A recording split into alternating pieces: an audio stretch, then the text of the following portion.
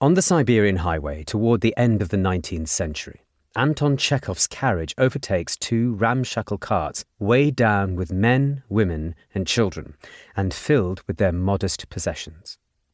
Chekhov describes the cart's occupants simply as if it is all his readers need to know.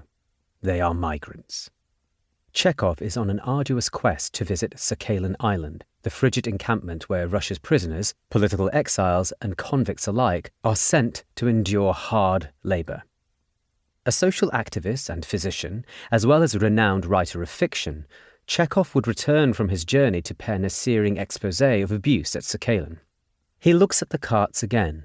This time, Chekhov's empathy, the profound empathy that infuses his fiction, comes to life. I gaze at them and think, to cut loose from a life which seems to be going unusually badly, and to sacrifice for this one's own locality, one's own beloved domestic nest, can only be done by an exceptional human being, a hero. Chekhov sees heroism where others write of waves and flows and even hordes of migrants, effacing the individuality and the hopes of people on the move. He can only imagine the migrants' inner lives. His reportage quotes only a few words from the migrants themselves, but he allows for the possibility of fear and courage and yearning in a way that state officials and the archives they have left to historians do not. The Great Migration to Siberia, which Chekhov witnessed on the road, involved around 6 million people between 1851 and 1914. They were part of a worldwide unmooring. Around 200 million human beings left their places of birth in the 19th century to undertake journeys near or far. Somewhere in the region of 53 million people left Europe's shores, most of them for America. The same number again, probably far more, moved around different regions of Asia, from China and India to Southeast Asia, and from China's river valleys to the far northeast of the country. The numbers, an amalgam from official censuses, shipping registers, local records, and retrospective statistical models, are so fuzzy that any claim to exactitude would be absurd. The moth-eaten fabric of state surveillance left many people out, and left room for others to hide. Allowing for every caveat, statistics still give us an order of magnitude. The 19th century saw people move further, faster, and in larger numbers than ever before. The world's population would grow many times larger in the 20th century, but its distribution across the land surface of the Earth would not change as fundamentally as it did in the 19th. The scale of human migration altered, to use a 19th century image, the face of the Earth. Chekhov sees just how this has happened. He describes the remaking of the Alexandrovsk Valley on the western coast of Sakhalin Island by the shores of the Tartar Strait. It has taken heavily, truly hard labour to change the land, he writes. Nowadays, in place of taiga, quagmires and ruts, there stands a whole town. Roads have been laid out. One sees the greenery of meadows, rye fields and vegetable gardens. All of it took toil and struggle that was both material and emotional. Chekhov writes of the frosts, the cold rains that workers have endured. He also writes of the migrants yearning for their homeland, as well as the insults, the birch rod, and other cruelties they suffered at the hands of their employers. Chekhov wants to evoke in his readers' minds appalling pictures. This is the true cost of the rush to modernity. Chekhov says this is the hidden labour behind the transformation of nature. The necessary condition for the 19th century's amplification of human impact upon the Earth was the steam engine. Its conversion of long-buried fossil energy into the power not only to make things, but also to move people on a scale previously undreamt. Command of that productive power lets its wielders reorder the human and more than human world. For the first half of the century, that power was confined to the states and capitalists of northwestern Europe and the eastern United States, and then it spread more widely. Even in the high age of the railroad, Chekhov's testimony reminds us millions of migrants simply walked or relied on animals to carry them. Large stretches of earth lay beyond the reach of infrastructure and beyond the reach of extractive profit. And so began a war, or rather 100 small wars, to bring ever more of it into the fold. The energy of the 19th century came from burning what had once been alive. Industrial flames devoured the crushed remains of ancient forests and all the life they had once contained, amphibians and early reptiles and enormous insects. They consumed life that had been buried in freshwater swamps and starved of oxygen, compacted by tectonic movements. Old life shaped into a form of rock that we call coal. In the second half of the 18th century, British tinkerers and inventors were the first to animate machinery with the energy from burning coal, which until then had been used primarily for heating. Scottish engineer and chemist James Watt invented his steam engine in 1769, improving on the first fuel-burning engine devised early in the century by ironmonger and Baptist preacher Thomas Newcomen. That their devices would bring such far-reaching change was not a foregone conclusion. The Industrial Revolution came to Britain first because the island's landscape had already been so thoroughly altered in the centuries prior. British agriculture had grown highly commercialised and unusually productive in the 18th century. The enclosure movement made private fields of common lands, creating a class of landless labourers in search of work. Britain was already the most urbanised society in the world and home to what was, by 1800, the largest city on earth, year after year absorbing newcomers from the countryside. Britain had plentiful deposits of coal, socially familiar through long use in London's domestic hearths, and close enough to a heavily engineered system of waterways to be mobile. Capital for investment was abundant. It came from the innovation of joint stock corporations that allowed people to pool their funds with minimal risk. It came from the profits wrung from the labour of enslaved people on the sugar plantations of the Caribbean. Britain exported people to and imported grain from lands seized from indigenous Americans in the 17th and 18th centuries. Raw cotton from India under the heel of the East India Company fed the mills of Lancashire, while the imports of finished textiles from Indian artisans were shut out. Tested and emboldened by a century of intercontinental warfare, the British state was uniquely good at raising money, and its navy at forcing markets open at gunpoint. Steam generated by coal prevailed over water power in the English textile industry, because its use wasn't tied to hilly, often remote riverine locations. Investors embraced steam engines because the new technology allowed them to concentrate their labour force in the factories that clustered in growing cities. The factories' armies of workers were swollen by new migrants looking for work, many of them driven out of the rural economy by the enclosure of common lands, their wages in the city now depressed by competition, their daily lives under intrusive surveillance. E. A. Wrigley, Cambridge historical demographer and economic historian, describes the use of fossil fuels as nothing less than a break with the entirety of human history.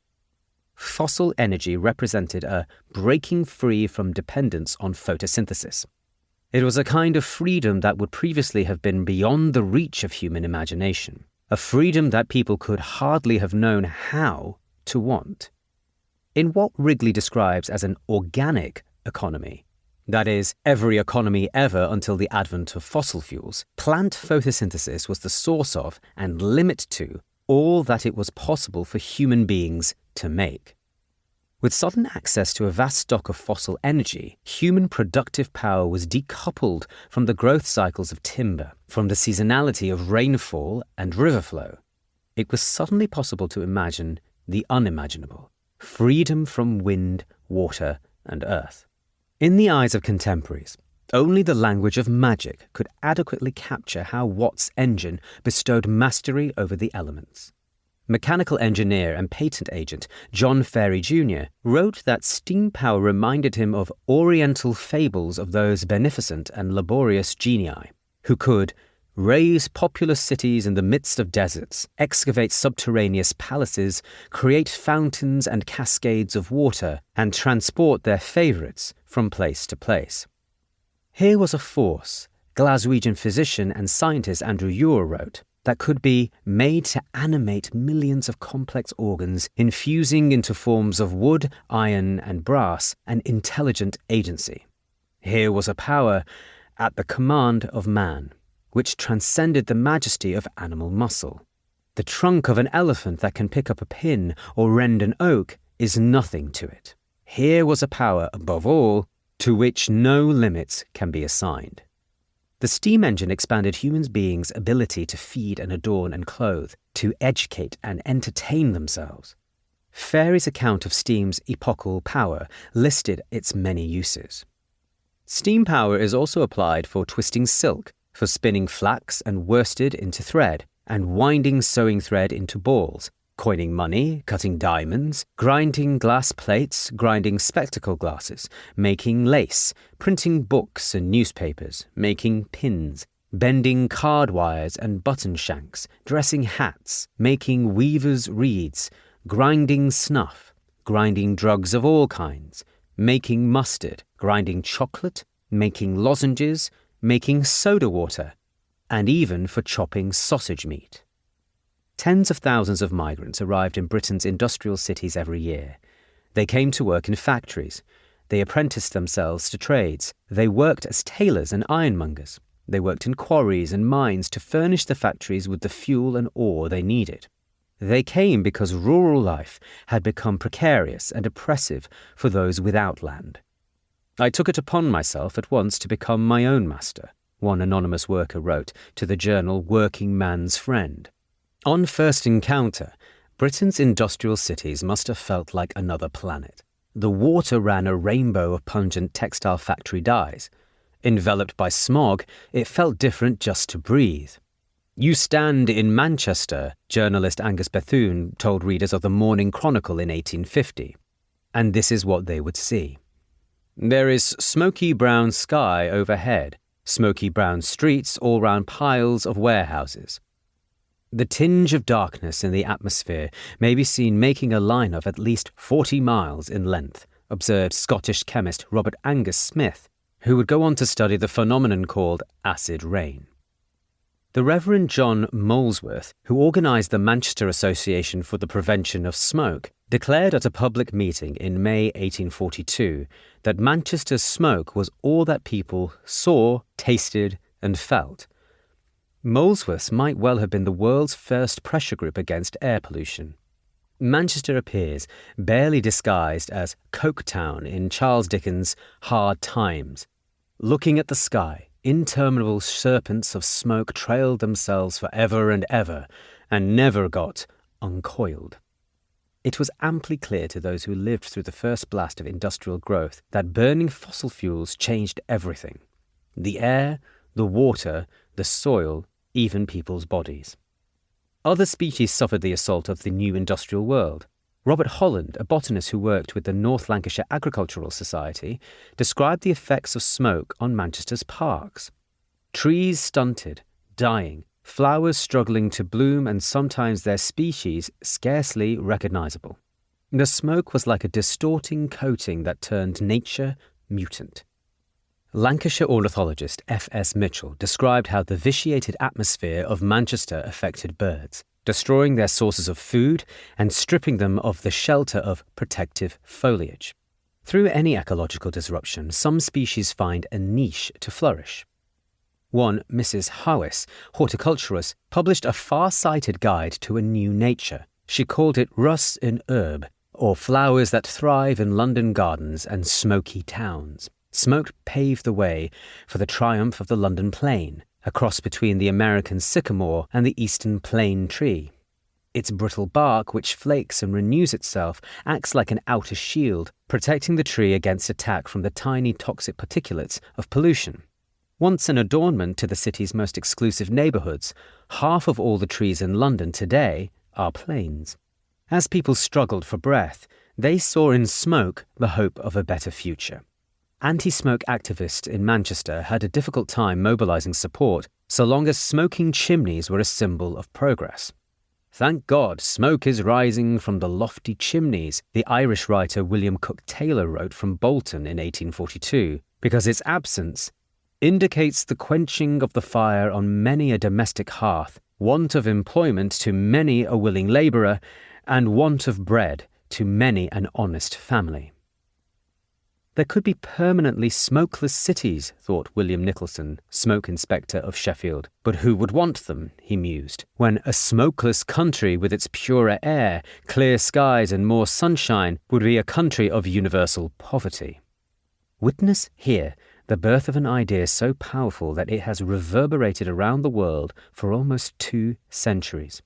The idea that degradation and sacrifice of nature is the necessary price of a human freedom from want. It was not long before people wondered how long the boon would last. By 1865, English economist William Stanley Jevons observed in The Coal Question that coal in truth stands not beside but entirely above all other commodities. It is the material energy of the country, the universal aid, the factor in everything we do. In Jevons' mind, coal represented a break in human history. Like a portal to the future, it had created a temporal gulf between those who used it and those who did not. Without coal, Jevons wrote, we are thrown back into the laborious poverty of early times. Jevons knew that buried stocks of coal were not infinite. Once coal had burned, Jevons warned, it was gone. We are drawing more and more upon a capital which yields no annual interest, but once turned to light and heat and force, is gone forever into space. British meteorologist Rollo Russell believed that any quantity of emissions would vanish into the atmosphere, which freely spreads high above all mountains and flows ever in mighty currents at levels beyond the most elevated regions of the solid earth. It would be another decade at least before scientists began to realize that these traces of fossil fuel combustion were far from gone forever. By the time Jevons penned his warning, Britain's industrial production was no longer unmatched, its economic leadership no longer assured. Britain's advantage lasted no more than a few decades. The British government's ban on the export of industrial secrets could not be enforced, for British inventors had few incentives not to sell their wares to others. Visitors smuggled out plans, samples, and prototypes. In the opening decades of the 19th century, Belgium was the first country in Europe to experience industrial growth. Steam engines imported from Britain powered a textile boom around Ghent. Belgium's power looms were fed by the mines of Wallonia, part of an arcing line of coal seam that wound through the Nord-Pas-de-Calais region of France and up into western Germany. A seam buried under the lowlands that traversed a stretch of valleys through the Aisne and the Meuse, the Canche and the Sambre, the Rhine and the Ruhr, soil that would be soaked in the blood of 20th century wars. By the 1830s, France witnessed such a spurt of industry that economist Jérôme Adolphe Blanqui observed, industrial conditions were more profoundly transformed than at any time since the beginnings of social life. Germany followed in the 1850s, and within 2 decades the Ruhr Valley ascended to the top rank of industrial powers. Its only rival by then lay across the Atlantic Ocean. The Centennial Exposition of 1876, held on the banks of the Schuylkill River in Philadelphia, was America's birthday party. A century after the American Revolution and a decade after the Civil War, the exposition thrilled an audience of 10 million people. Brazil and Mexico, Britain and Japan were among the 36 countries represented.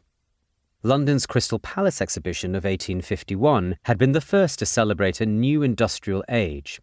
Philadelphia showed that the future belonged to America.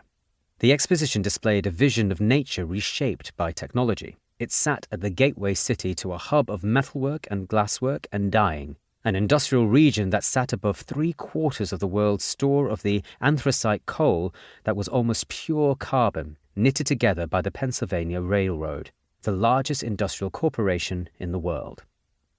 The exposition embraced agriculture and horticulture. A women's pavilion, the first of its kind, celebrated the economic achievements of women. Proud exhibits from Britain and America showed off the power of industrial weaponry in this era of global empire. Breech-loading rifles made from strengthened steel, which shot standardized manufactured bullets. Most memorable and most intimidating was the 15-acre Machinery Hall. Its centerpiece was the largest steam engine ever built, designed by George Corliss of Rhode Island, who in 1849 had invented a stationary steam engine more efficient than Watt's. On the exposition's opening day, US President Ulysses Grant stood alongside Emperor Dom Pedro of Brazil to pull the engine's starting levers. William Dean Howells, writer and critic, declared in The Atlantic Monthly that the Corliss engine was like an athlete of steel and iron with not a superfluous ounce of metal on it. He described the flywheel, the engine's heart, as bearing a hoarded power that makes all tremble. Unperturbed next to the giant engine, the engineer sits reading his newspaper as in a peaceful bower. The din of the boilers was safely out of hearing range in a different building. The Corliss engine aroused Howells's patriotism. The world would be a barren place without the American machinery, he thought. America is voluble in the strong metals and their infinite uses. Howells was not alone in his sense of awe. An aging Walt Whitman sat for half an hour in silent contemplation of the Corliss engine at the exposition. An anonymous correspondent wondered if Whitman alone might have the magician's touch to evoke the melody and beauty now surely latent alike in the water-driven sawmill and the big Corliss engine. If he did, it was because Whitman had a rare eye for nature that is not limited in its range to nature untouched by man. There were moments in the 19th century when the past life embedded within the fossil fuel economy became suddenly and shockingly visible. Just 2 years after the Centennial Exposition, miners down deep shafts in Bernissart, Belgium, hit something that looked unlike coal. It looked suspiciously like a bone, but they weren't sure. That evening, the mine supervisor took fragments of it along to the Café de Bruy. A local doctor examined them and confirmed their suspicion. It was a bone. Upon further investigation by zoologist and paleontologist Pierre-Joseph van Beneden, it emerged that the miners had stumbled upon a pit that contained the first complete skeletons ever found of dinosaurs that would be identified as iguanodons. 31 of them, alongside a profusion of fish, crocodiles, turtles, and a lone salamander. Before the remains were excavated piece by piece, artist Gustave Lafayette arrived to draw them in their original resting place. He depicted the dinosaurs at the moment of their demise, arranged in death poses. To the miners faced with a mass grave of a herd, a family of iguanodons, perhaps it would not have seemed bold to suggest, as humanities scholars have recently done, that we should think of fossil fuels as our kin. What had happened to cause such sudden death, they might have wondered. But what chance had these stubborn traces survived, intact, the crushing force that had turned the vanished life of primeval forests into the fuel of the 19th century? By 1885, fossil fuels had overtaken all the other energy sources in the United States. The same decade, Japan became the first Asian country to undergo sustained industrialization, orchestrated by an ambitious Meiji state that used the language of restoration to justify a revolutionary response to the fear that Japan would fall victim, like so many of its neighbors, to European or American imperialism. Between 1874 and 1894, Japan's production of coal increased 20-fold. Industrial muscle gave Japan victory over the Chinese Empire in the Sino-Japanese War in 1894-95, and an even more stunning victory against Russia in 1905. In India too, a corridor of extractive industries had emerged by the 1880s along the rail line between the Raniganj coalfield and Calcutta, though Indian nationalists argued that the country was less industrialized than it ought to be, inhibited by British policies that locked India into exporting raw materials. In 1880s Calcutta, commissions of inquiry took up the question of the city's smoke nuisance.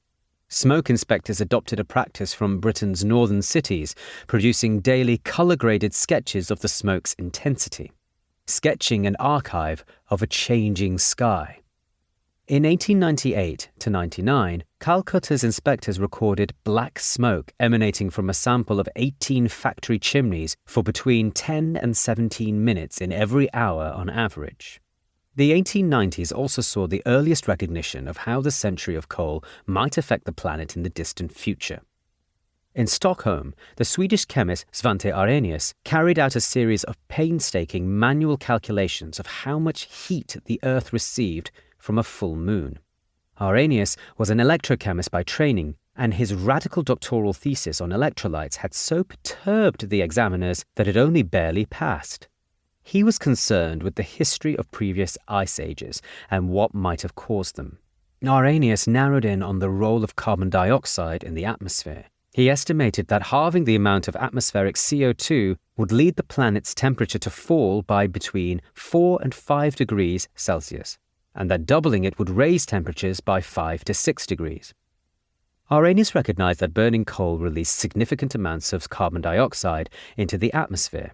He speculated that a warming Earth would be no bad thing for Sweden over the long term. His far descendants, he thought, would live under a milder sky and in less barren surroundings. Arrhenius had glimpsed, however uncertainly, the greenhouse effect. He thought it would take about 3,000 years for CO2 to double. He could never have imagined that it would jump by 30% over the single century to come. By the end of the 19th century, still only a small proportion of the world's population laboured in factories. Hubs of industry, linked to one another by intercontinental trade, were like brightly lit outposts that hugged the coasts of oceans, the fringes of forests, the edges of prairie and planted expanses of grain. It was the use of steam in transportation, more than in production, that truly changed the world. Railroads took a large migrant labour force to build, and then, once built, they hastened and multiplied the migration of people across continents. Railroads devoured wood and ore in their construction, and then hastened and multiplied the movement of wheat and cotton and cattle across half the world. Railroads consumed coal seemingly without limit, and they reordered the landscapes they cut through simply by changing what it cost to turn whole forests into timber to be sold far away. By 1850, 20 years after the first rail link between Liverpool and Manchester, Britain had 3,000 miles of railroad, and the United States in the region of 4,000. By 1871, Britain possessed 13,000 miles of rail track, and the United States around 41,000. Over the next 3 decades, spurred by the construction of the transcontinentals, the US rail network grew to 175,000 miles of track. Germany's rail network more than quadrupled between 1860 and 1900 to reach 32,000 miles. American railroad companies and the steel manufacturers that supplied their carriages and tracks became the largest corporations in the world. They generated fortunes for America's new capitalist elite. The mania reached Asia when the Marquis of Dalhousie, Governor-General of India, inaugurated the construction of India's railways in 1853. In British India, as in the United States, the state took on the risks of railway construction, while the profits went to private investors. In India, they were guaranteed a handsome return of 5%. Over the second half of the 19th century, the Indian railways expanded to encompass 24,000 miles of track, by far the largest rail network in Asia. To build the railroads, hundreds of thousands of men left their homes. Some of them were accompanied by wives and sisters and daughters, but many travelled alone. In Britain they were called navvies, derived from the navigators who had built the canals of the 18th century. They numbered 250,000 by 1850. They came from every corner of Britain and from an island reeling from the aftermath of terrible famine. They came from continental Europe as refugees from war and failed revolutions. They came as plucky seekers of opportunity and higher wages. Across the British Isles, navvies blasted and hammered the land into something new. Broadside ballads printed on cheap paper and sold on street corners, set to commonly known folk tunes, told of the hardships and triumphs of life on the tracks. One beloved ballad, Paddy Works on the Railway. Paddy was a generic and often demeaning term for an Irishman in 19th century Britain. Narrates the history of the mid-century through the life of an itinerant Irish navvy. In 1842, from Hartlepool I moved to Crewe, and found myself a job to do, a-working on the railway. The chorus, interspersed with verses of adventure and mishap, is plaintive. I'm weary of the railway, poor Paddy works on the railway. Another song called Paddy conveys the circular journeys many migrant workers made back and forth across the water. Its final verse sings of the bittersweet return. Now to the harvest I will go, and tell them there of all I know. I tell them of each friend and foe that I met on the railway. Then off to Ireland I'll repair, and tell them all the wonders there. For never a one in County Clare ever saw or heard of a railway. As he toils on the railway, the navvy looks forward to the stories he would tell back home. The colonial relationship between Britain and Ireland is plain in the final lines. Ireland sees none of the prosperity of this new age of steel and steam. Life back home still follows the rhythms of the harvest, not the clock time of the railroad. Rail labour could be the work of a lifetime. To build the transcontinentals across North America, more than 100,000 Chinese workers crossed the Pacific. Their suffering and their labour were erased in triumphal accounts of how the railroads knitted the American nation back together after the Civil War. Chinese workers dug and exploded railway tunnels through the Sierra Nevada and the Rocky Mountains. It was crushing work, or, as one observer described it, bone labour. Most came from Guangdong province in southern China and set sail from the British-controlled port of Hong Kong for the Gold Mountain, as they called the United States. In that name lay many dreams. They left a country consumed by civil war over the millenarian Taiping Rebellion, led by Hong Xiuquan, who claimed to be the younger brother of Jesus Christ, an uprising in which people died in numbers that defy reckoning. Perhaps 20 million people were killed in 15 years.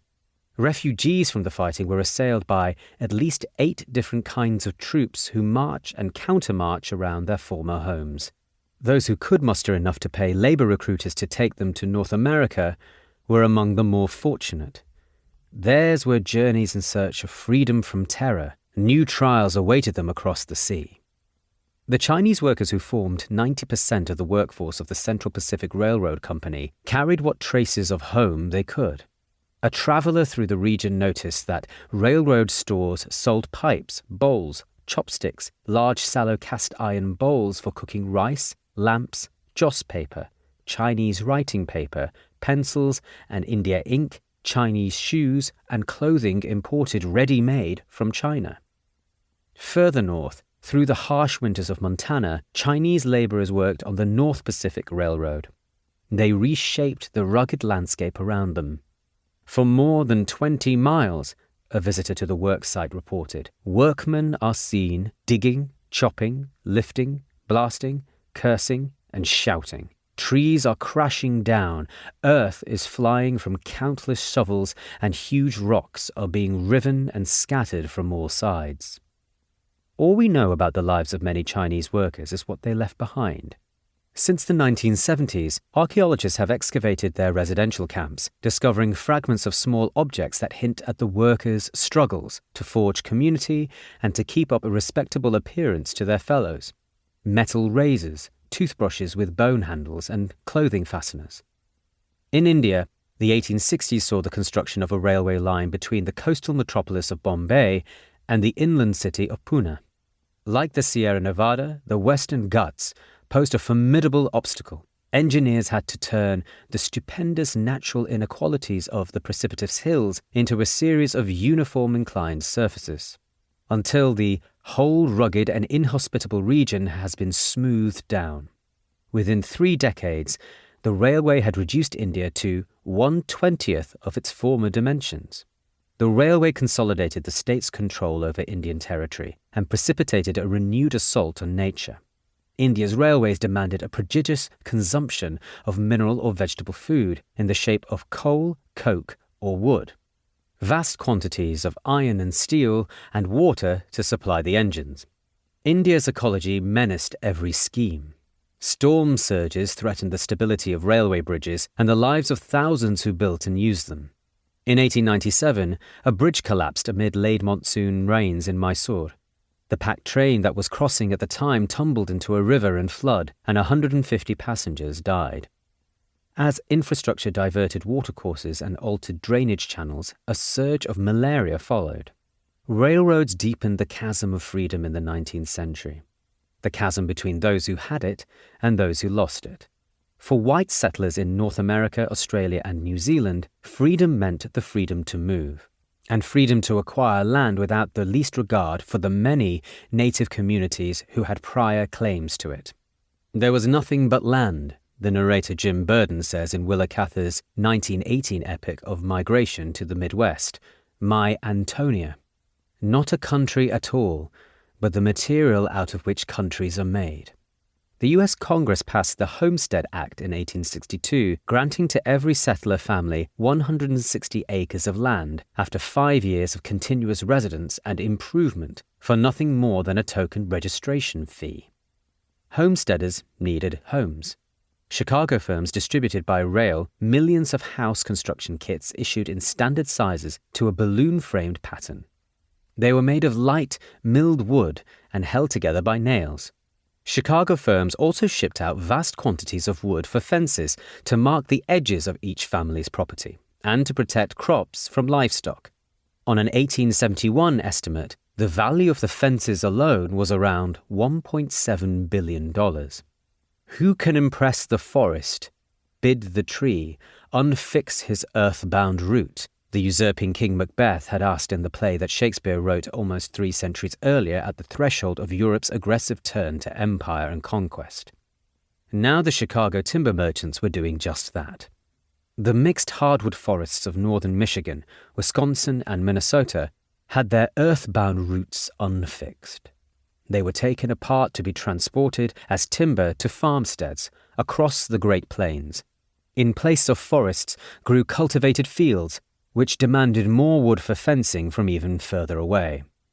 A visitor to northern Michigan in 1868 lamented that the pioneer is insensible to arguments touching the forest supply. To him, the forest is only fit to be exterminated, as it hinders plough and obstructs his sunlight. The twinned thrust of the railroad and settler colonization renewed the long war of dispossession against Native American communities. German traveller Ernst von Hesse-Vorteg wrote, approvingly in 1877, "Civilization sweeps like a storm across the plains and smashes what will not bow down or give way before it." Native communities did not bow down, neither did they give way without a fight. As Cheyenne trading networks were ruptured by the transcontinentals, they fought to preserve their treaty-defined rights. They sabotaged rail tracks and raided settlements. The Lakota, whose expansive mobility across the plains clashed with new settlement, waged war to resist the Northern Pacific Railroad's incursions into their lands. Settlement was war. By deceit and legal sophistry, by sheer force of numbers backed by the force of the railroad and industrial weaponry, the U.S. empire thrust across the continent. Indigenous Americans lost their expansive landscapes. Their spatial horizons were squeezed into the confinement of reservations. Settler conquest also brought devastation to the indigenous peoples of the Argentine Pampas. In Argentina, too, the railroad and the quest for land to grow wheat and graze cattle emboldened racial violence. Histories of empire, north and south, came together. Argentina's settlers dreamed of nothing else than recreating the United States in the Southern Hemisphere. The conquest of the desert, led by the forces of Julio Argentino Roca, unfolded across the grasslands from 1878 to 1885. Roca's army waged a ruthless war against the nomadic people of the Pampas, who had either resisted or found ways to coexist with the ranching and grazing economy of early settlers. Now, they were in the way. Peopling the desert means to suppress the Indios and to occupy the frontier, President Nicolás Avellaneda declared. Argentinian forces executed more than 10,000 Indios, faced with starvation, exhausted from flight, cut off from their ecologies of survival. A further 100,000 or more indigenous people died during the war. The ways that rulers described the land conveyed their vision of what it should be. To see the grasslands of Argentina as a barren desert, to occupy it, was to imagine a different ecology in its place. An ecology of cultivated fields and an endless horizon of wheat, which would free small farmers from hunger and turn large ones into major exporters. In the century of the Industrial Revolution, the deepest impact of human activity and ambition on the earth remained the oldest: growing food. All ends in the same. wrote Richard Jefferies, chronicler of English rural life. Iron mines, coal mines, factories, furnaces, the counter, the desk. No one can live on iron or coal or cotton. The object is really sacks of wheat. The railway, the steamship, and the telegraph combined to extend the lands planted with the staple crops of human existence: wheat, corn, and rice. At the same time, demand for the drug foods surged among European and American industrial workers who craved small comforts to take the edge off the drudgery of factory labour: coffee, tea, and chocolate sweetened with sugar. The use of enslaved labour on agricultural plantations gave way, gradually, to other forms of unfreedom. Resistance by enslaved people combined with the moral and political pressure of humanitarians, a coalition of forcefully eloquent, free African Americans, white middle-class women and men, and radical philosophers, to bring about the end of the British Empire's slave trade in 1807. It took until 1834 for slavery itself to be abolished in the empire, and slave owners received ample financial compensation. Elsewhere, it took the industrial-scale bloodletting of the US Civil War, repeated revolts, and national movements for independence in Latin America to defeat the laws that protected slavery, which persisted in Cuba until 1886 and in Brazil until 1888. But the economy of the plantation, which had shattered the lives of millions of enslaved Africans since the 16th century, did not just survive the 19th century. It grew to dominate the lands surrounding the Indian Ocean as well. In the 1830s, the same decade that slavery was abolished in the British Empire, the first ships departed Indian ports for Trinidad and Mauritius. The ships carried Indian men, women, and children who had signed punitive and binding contracts of indenture under pressures of debt and, not infrequently, deceit. They went to work on sugar plantations. The age of abolition inaugurated a new history of confinement and a redoubled transformation of the earth in service of an industrial hunger. The most extensive environmental changes of the 19th century involved wheat. Over centuries, farmers had fought for improved yields, gains built up from trial and error in manuring and draining and watering and breeding. Wheat was grown much as it had always been in the 1800s, and its spectacular growth came from devoting more and more of the surface of the earth to the crop. Rice colonized fewer new soils than wheat, but paddy expanded too, as thousands of small farmers moved into the silt-rich river deltas of Southeast Asia, the Irrawaddy in Burma, the Chao Phraya in Thailand, the Mekong in Vietnam.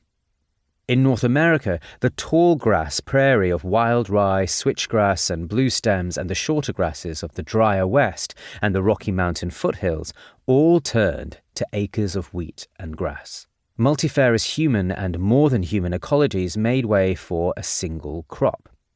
Following the rail lines, settlers clustered in Minnesota, Ohio, and Kansas. In the 1880s, migration was so intensive, the spread of cultivation so rapid, that the Dakotas alone produced more wheat than all of India exported in a year.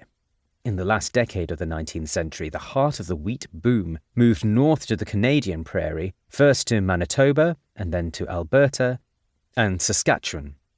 Across the Atlantic, Europe's granary lay in the Chernosem, the fertile black soils of Ukraine, which were planted with wheat almost as fast as the Great Plains.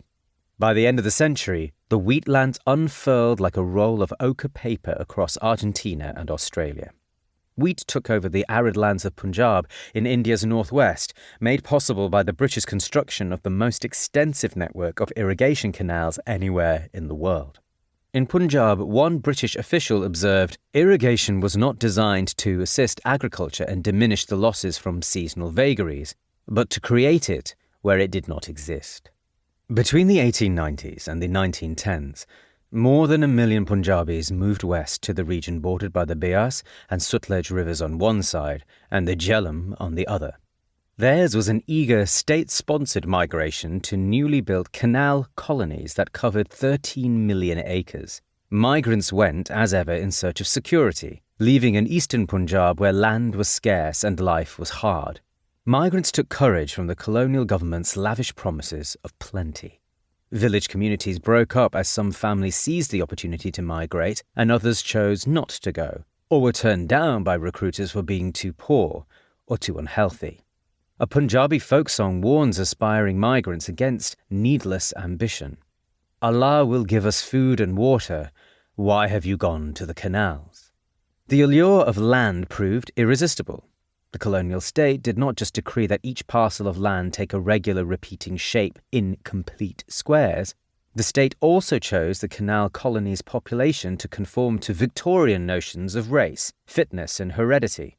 Asked how he chose future colonists from among the large number of applicants in any given village, British Rural Administrator James Dewey was straightforward. "I looked at their chests," he said, and he proceeded to make voyeurs of his audience in London by showing them slides of unclothed Punjabi bodies. One of his fellow officers had focused on the applicants' hands, as if they held the key to future success. British administrators in India had a global view of how the movement of people was changing the earth. Dewey knew that when he mentioned colonization, his audience would think immediately of the prairies of the United States or the pampas of Argentina. But in India too, he told them, a similar movement was underway. Not all migration to the new lands of wheat was permanent. As steamships made ocean voyages cheaper, faster, and less treacherous, they also at last opened the prospect of return.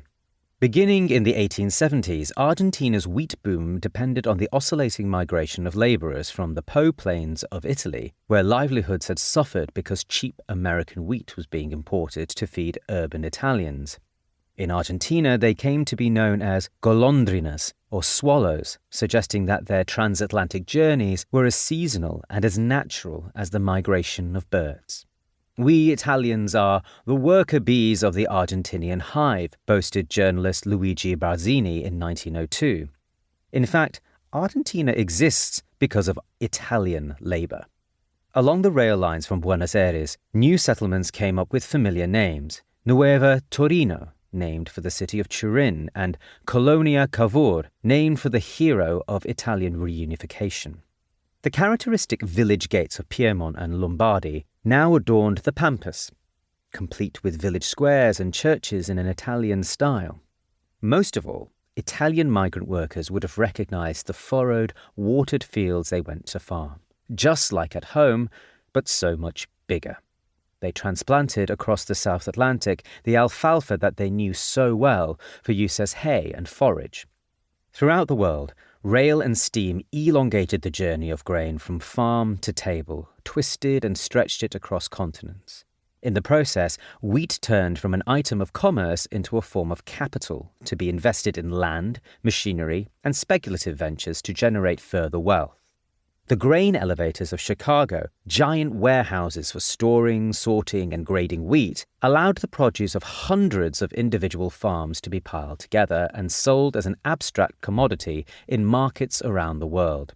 For farmers, grain elevator receipts functioned as a form of money. They could be exchanged for cash or used as checks. Traders bought wheat as a physical product. They also bought promises of future wheat, betting on its price rising or falling in the meantime. Futures markets were not new.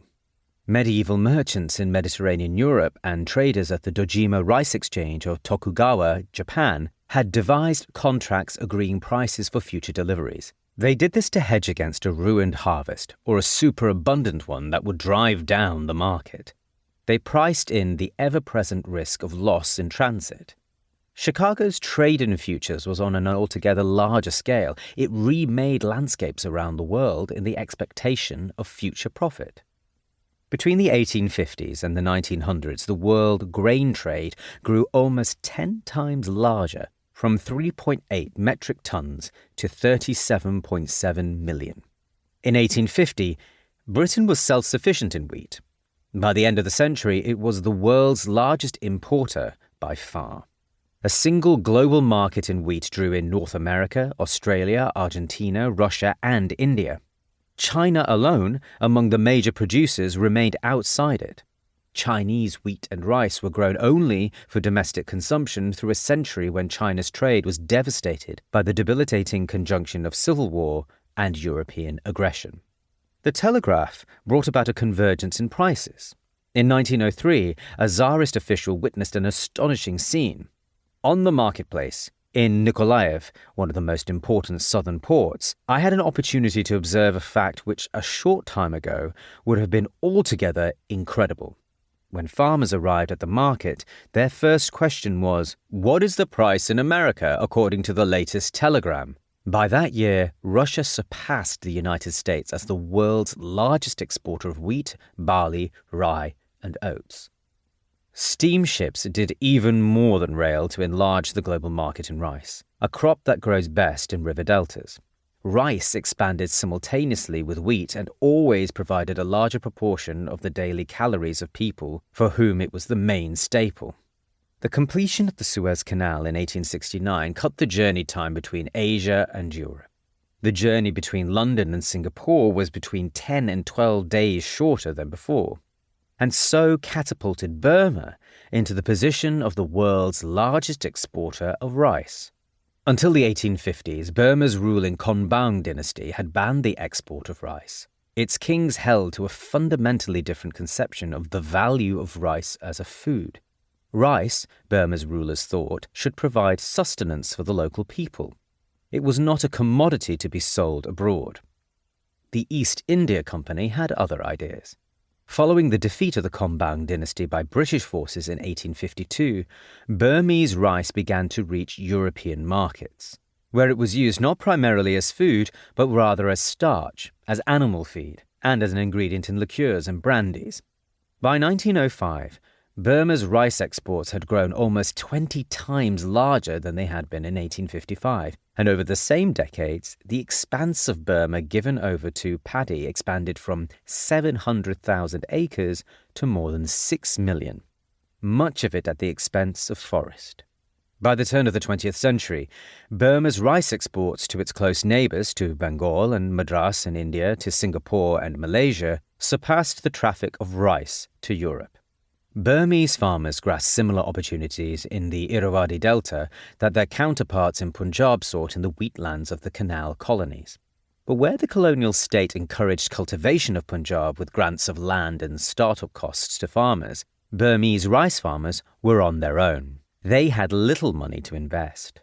To get started in rice farming, to tide them over until the harvest, to generate cash for the small things that with a little security they came to desire, canned milk, tinned biscuits, soap, glassware, calendars, illustrated magazines, Burmese farmers depended on loans. Local shopkeepers and moneylenders in the bazaar not only charged ruinously high interest, they could not keep up with demand. So a group of people from across the sea moved in and took over. Originally a caste of salt traders, the Chettiars from the arid deep south of India flourished as merchant bankers by following the British expansion into Southeast Asia. By the turn of the 20th century, around 350 Chettiar firms operated in Burma, with a working capital of 150 million rupees. With networks of agents dispersed through rural Burma, Chettiar banks were willing to risk lending to small farmers, where British banks would not. In Burma, just as in North America, an injection of new investment in agriculture changed the landscape and spurred the movement of people. For Burmese families, the independence of small-scale rice farming made wage labour unattractive. So, millions of Indian migrants from the coastal regions of southern and eastern India, men without land or with plots too small to be viable, found work milling and processing rice. They hauled jute sacks on the docks of Rangoon. They built and staffed the Burmese railway and the fleets of steamboats up and down the Irrawaddy. Burmese rice became a lifeline for the growing cities of South and Southeast Asia, just as Ukrainian wheat had for urban Europe. Food security came at a price. It created a knot of dependence that would leave large numbers of people vulnerable if anything were to happen to cut these ties. The Industrial Revolution and the Agrarian Revolution collided in an explosion of animal flesh. The 19th century brought a profound change in the conditions of human life on Earth. Part of that change was a newfound capacity to slaughter animals on a scale out of all proportion to anything that had been known before. In killing, as in wheat, the United States led the way. At the beginning of the 19th century, anywhere between 20 and 40 million wild bison roamed the Great Plains of North America. Their presence was so marked that they shaped the ecology of the grasslands, favoring the development of buffalo grass that could stand heavy grazing. George Catlin, adventurer and painter, described in the 1840s the awesome sight of a bison herd. Several thousands in a mass, eddying and wheeling about under a cloud of dust. They sounded, he said, like distant thunder. By 1900, the thunder was silent. Bison had been exterminated from the land. The railroad was, in William Cronon's words, a knife into the heart of buffalo country. The beasts were helpless before the most lethal products of the foundries of New Haven, Connecticut, and Springfield, Massachusetts. Hunters wielded Springfield .50 caliber rifles from the backs of rail carriages. Hunters shot for sport. Hunters shot for meat. They shot for status and for profit. In the 1870s, tanners in Philadelphia found a way to make bison hinds into supple leather to be used as flexible belts in factory machinery. Carnage followed. The plains were littered with animal carcasses. A dead, solitary, putrid desert. Political intent as well as financial gain drove the slaughter. "Send settlers power and lead, if you will," wrote Philip Sheridan, architect of the conquest of the U.S. West. "But for the sake of a lasting peace, let them kill, skin, and sell until the buffaloes are exterminated."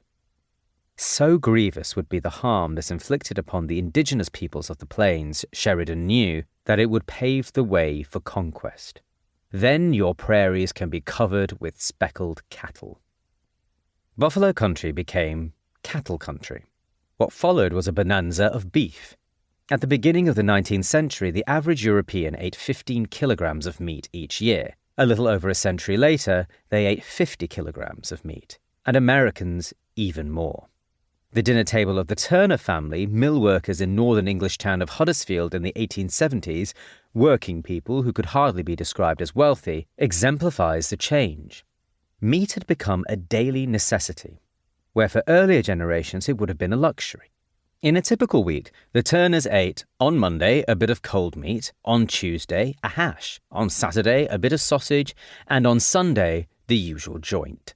Refrigeration brought meat into the same global marketplace as grain. Chicago meat packers harvested ice from the lakes of Illinois and Indiana and shipped it in from as far away as Boston.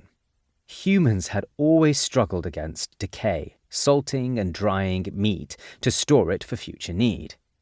The ability to freeze animal flesh marked a new front in the battle. Refrigerated train cars, writes historian Raviel Netz, author of Barbed Wire, marked a spatial separation between the killing of animals and the life of humans, and a temporal separation too. The techniques of factory production now turned to dismembering animal carcasses. Frederick Olmsted described a Cincinnati slaughterhouse as a sort of human chopping machine where the hogs were converted into commercial pork. The quest for efficiency that characterized the Industrial Revolution now made the most of every dead pig, turning it not only into pork to eat and fats to cook with, but also into household brushes and combs and lubricants for factories. William Cronon hits at the broader moral shift that came from separation, as packing plants distanced their customers from the act of killing. What set in, Cronon writes in Nature's Metropolis, is a sort of forgetfulness. Dismembered and processed into so many commodities, every animal's ties to the earth receded. And in forgetting the animal's life, one also forgot the grasses and the prairie skies and the departed bison herds. At the dark heart of animal slaughter in the 19th century world stood the Chicago stockyards, by far the largest in the world. By the 1880s, the stockyards possessed a hotel and a tavern for traveling traders, and an imposing exchange building, where deals were done away from the screams and the smell of blood and flesh. Few newcomers would ever forget what they saw or convey the experience of the stockyard as viscerally as Rudyard Kipling. He described the sight of nearly all the pigs ever bred in Wisconsin crammed together in a holding pen. Ejected a few at a time, lifted by their hind legs, they rose in the air, suspended from the railway of death. The pigs feel sheer terror, first mute, and then deafening. Oh, it was then they shrieked and called on their mothers and made promises of amendment, till the tackle-man punted them in their backs and they slid head down into a brick-floored passage, very like a big kitchen sink that was blood red. There awaited them a red man with a knife, which he passed jauntily through their throats, and the full-voiced shriek became a splutter, and then a fall as of heavy tropical rain, and the red man, who was backed against the passage wall, you will understand, stood clear of the wildly kicking hoofs and passed his hand over his eyes, not from any feeling of compassion, but because the spurted blood was in his eyes, and he had barely time to stick the next arrival. While he abhorred the death inflicted upon cattle and pigs in Chicago, Kipling revelled in the death inflicted by Britain's imperial armies upon Asians and Africans. In Brown Bess, Kipling writes in loving praise of the muzzle-loading musket that supplied British forces for more than a century. So she followed her redcoats, whatever they did, from the heights of Quebec to the plains of Assaye, from Gibraltar to Acre, Cape Town and Madrid, and nothing about her was changed on the way. But most of the empire which now we possess was won through those years by old-fashioned Brown Bess. By the time Kipling composed his ode, Brown Bess had given way to weapons far more lethal. Scottish-American gunsmith Hiram Maxim's invention could fire 600 rounds every minute. If Kipling failed to equate the mass animal death in Chicago with imperial killing, some of the leading natural scientists of the 19th century deployed their power to kill for other purposes and drew different conclusions about the human place in nature.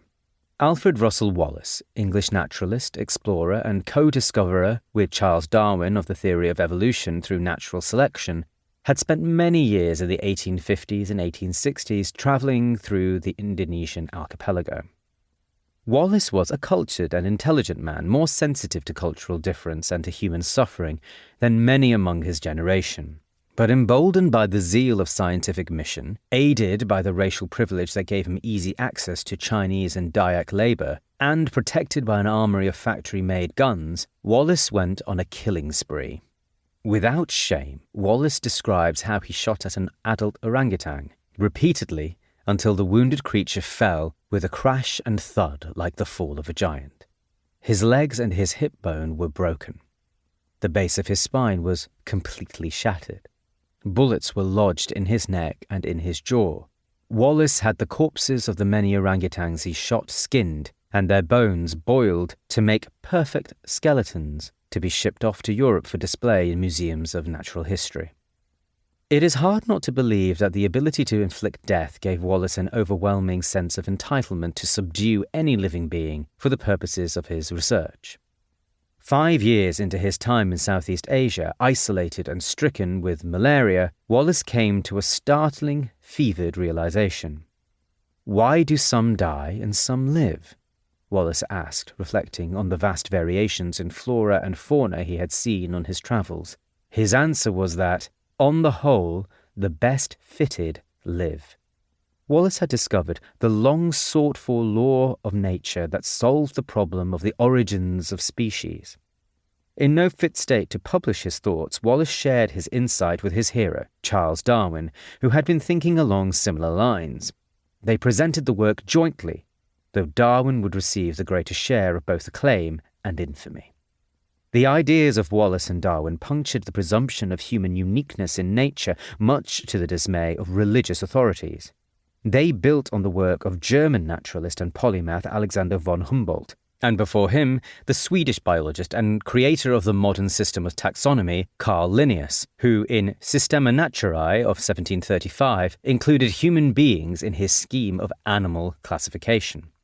Published at a time where there seemed no limit to European empire's ability to subdue nature, the logic of natural selection was deployed to justify, rather than to challenge, racial hierarchy and European domination. In the end, there was little to separate Wallace's worldview from Kipling's.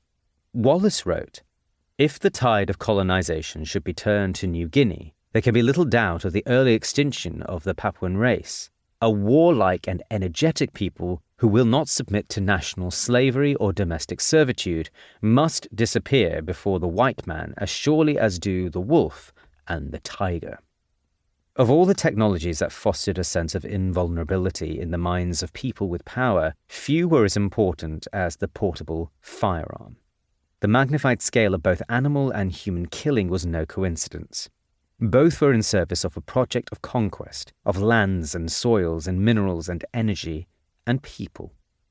A late-century surge of competitive imperial conquest now unfolded around the world.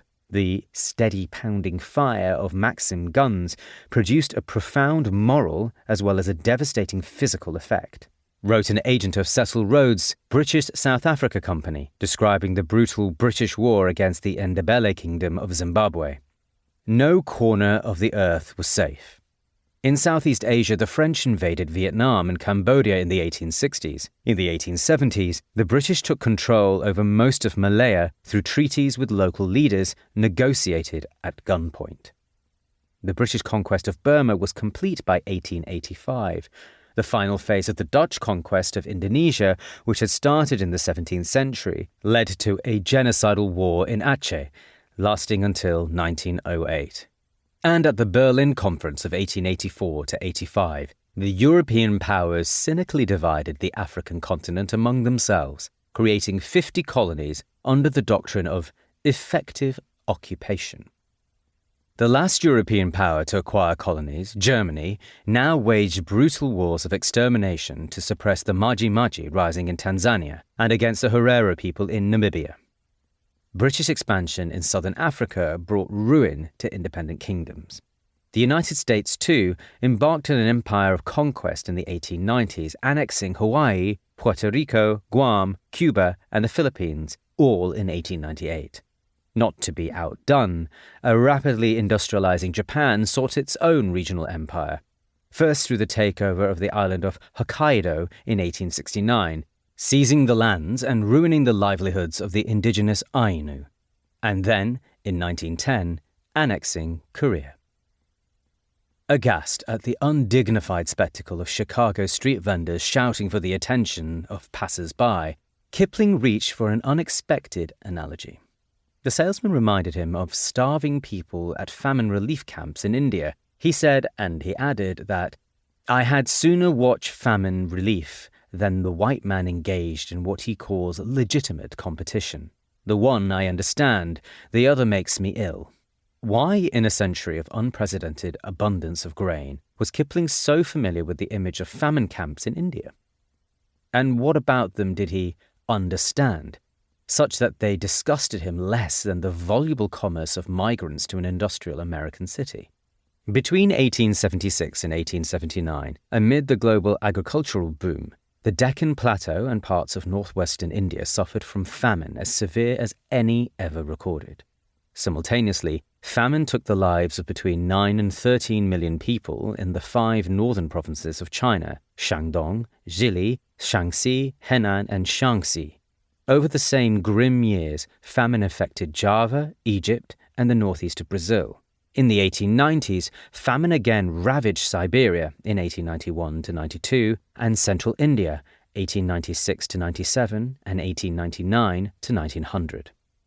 In southeastern Africa between 1895 and 1900, prolonged drought combined with a locust plague and cattle disease caused havoc. The Rinda pest panzootic spread throughout sub-Saharan Africa starting in 1889, when Italian colonial settlers introduced the disease to Eritrea. It crossed the Zambezi River in 1896 at a time of harvest failure, decimating herds already weakened by the drought-induced scarcity of pasture. Around the world, the death toll of the late 19th century famines was likely in the tens of millions, but rarely in the official record do we learn the name of a single person who died. It would take almost another century for climate scientists to decipher the clues to discover that the intensive droughts, the trigger if not the root cause of the global famines of the 1870s and the 1890s, were due to unusually powerful episodes of what came to be known as the El Niño Southern Oscillation. Signs of synchronicity were already clear at the time. The same telegraph lines that transmitted the price of wheat instantaneously around the world furnished meteorologists with enough data to sense that the droughts of the 1870s and the 1890s were somehow connected. They just were not sure how. At the close of a century in which the wealthiest and most powerful nations in the world felt confident in their mastery over nature, including a newfound capacity both to preserve and to extinguish human and animal life, the famines brought a sign that the earth and the atmosphere had many mysteries still in store. Every social fissure widened. The suffering was most acute for people without the security of land and family. Poor people without claims upon patrons or kin had nothing to fall back on. Often they were elderly, or they lived with disabilities. Within families, women and children, and especially girls, fared worse in the desperate search for food. The destructive pattern of the 1870s and 1890s famines was comparable across continents. Drought provoked rapid rises in the price of grain, just as agricultural labourers found themselves without work and without income. Their bodies weakened by hunger, most of the victims of famine died from infectious diseases. Cholera, dysentery, and malaria thrived amid a maelstrom of ecological and social disruption. In India, famine coincided with an epidemic of bubonic plague that had arrived by ship in Bombay in 1896. The epidemic would persist for a decade, thriving on the large-scale migrations sparked by famine and spreading along the railway lines to rural areas. Plague claimed the lives of 12.5 million Indians, more than 80% of those who died worldwide in the epidemic. To anyone mesmerized by the march of progress, famines on such a scale ought no longer to have been possible by the 1870s. Steam had changed the world, after all. Midwestern farmers felt that the railroad had brought a miracle. Rail steadied the farmer's year like a hand laid upon the turbulent heel of heaven, Richard Powers writes in Gain, his epic novel of 19th century American capitalism. The power of coal and new forms of preservation and storage promised to decouple food markets from seasonal fluctuations. In the 1860s, British engineer Edward Merrill predicted that the railway would consign India's famines to the past. Episodes of scarcity in India were not general but partial and local, he observed, and so shortages in one area could very easily be met by an increased supply of food from other and more fortunate districts. The railway promised to secure the driest parts of India by connecting them with places that never want water.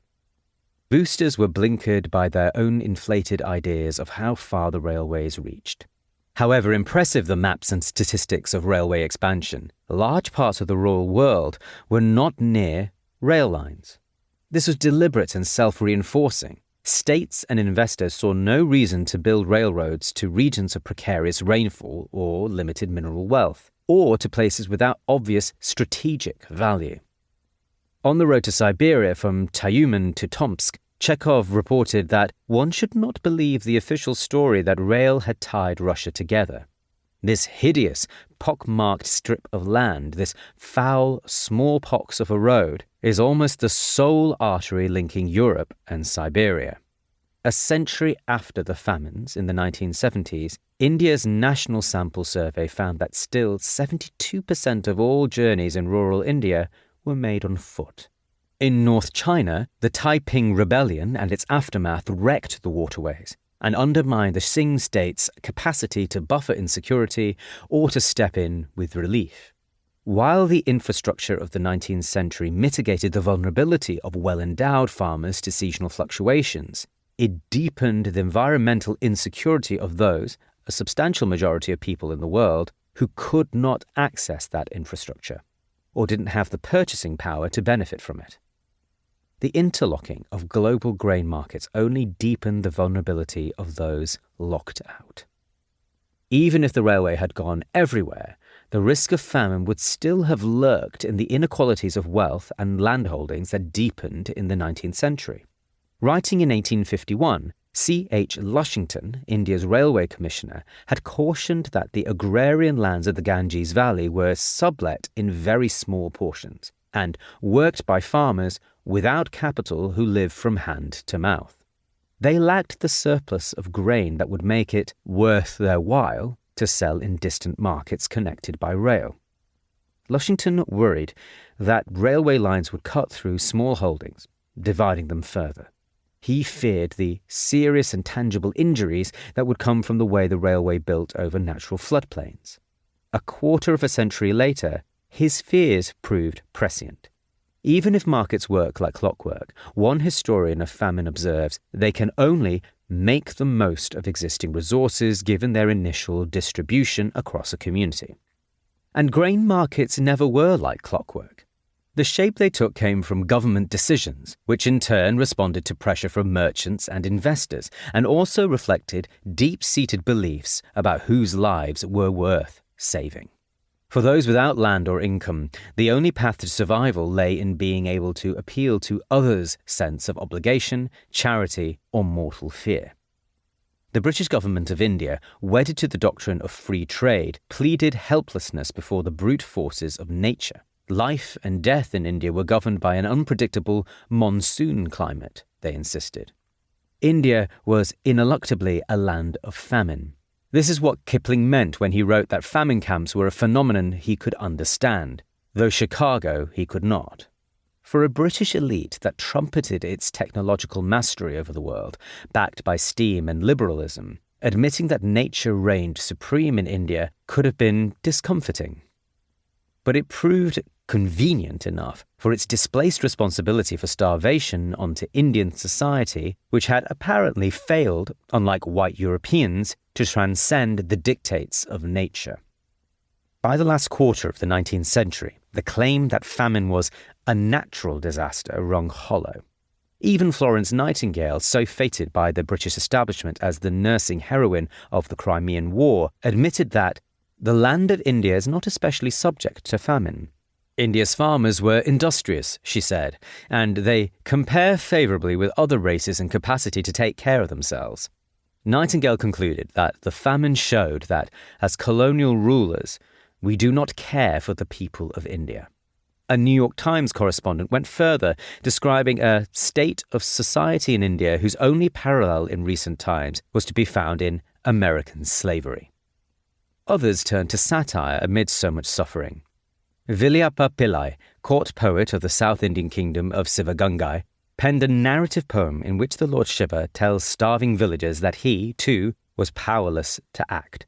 Instead, he advises them to seek redress from the local landowner. The famine was neither a divine punishment nor a natural disaster, the poem suggests. It was entirely man-made.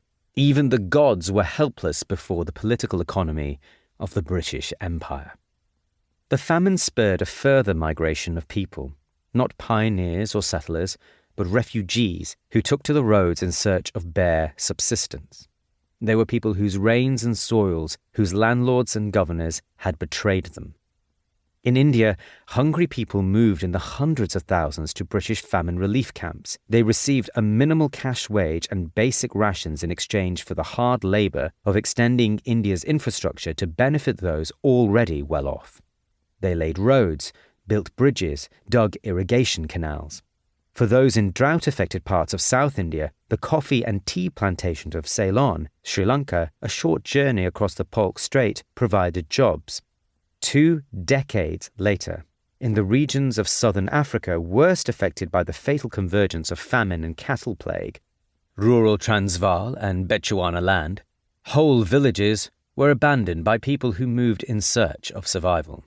South African mine owners would leap at the chance to exploit a new source of migrant labour.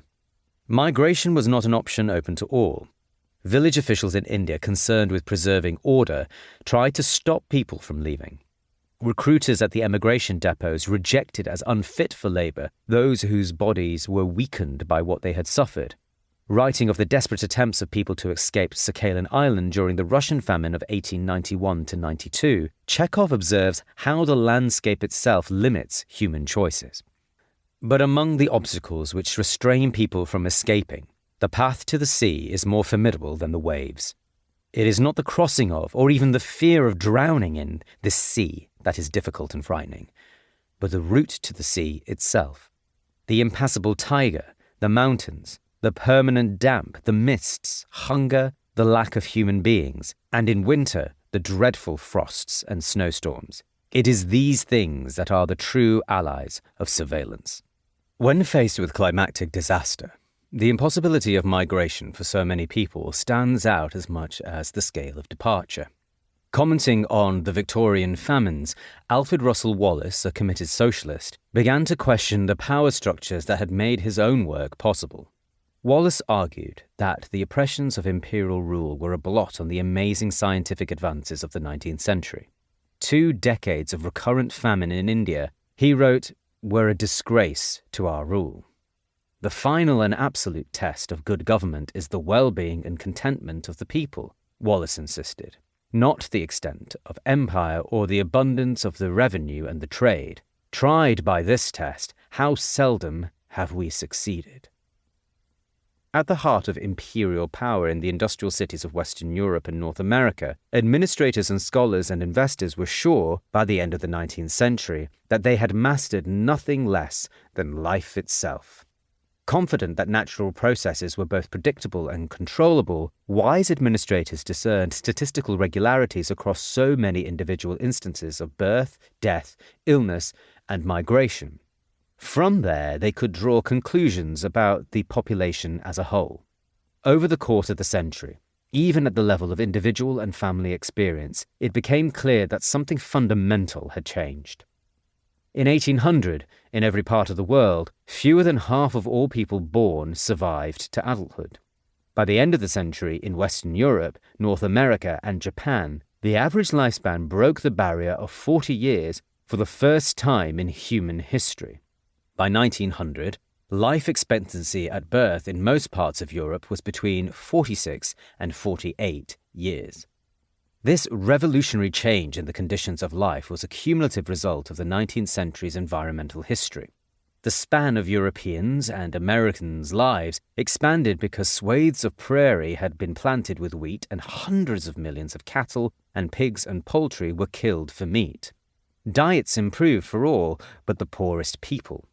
So did the level of control that municipalities could exert over the ecology of infectious disease, particularly after English doctor John Snow discovered the waterborne transmission of cholera through an ingenious epidemiological study that pinpointed an outbreak to use of a single public tap on Broad Street in London's Soho district. Improvements in the conditions of life, such as the regulation and testing of municipal water supplies, were no benevolent gift from social elites. Labour unions, socialist parties and local associations fought hard for them, often in the face of neglect and indifference. But this is, at best, half of the story. The other half is that the 19th century birthed new weapons of mass destruction and witnessed an apogee of mass death in imperial wars and in the famines that swept Asia and Africa and Latin America. The environmental transformation of the 19th century world was built on the differential value of different human lives, depending on where they lived and on the colour of their skin. The same changes in the land that brought undreamt of security to those in the industrialized parts of the world brought suffering and vulnerability to those whose grip on the conditions of life, beginning with the use of the land they were born on, was torn from them. All the while, nestled in a history of exploitation, amid the abuse of people and animals and earth, lie the stories of Chekhovian heroes.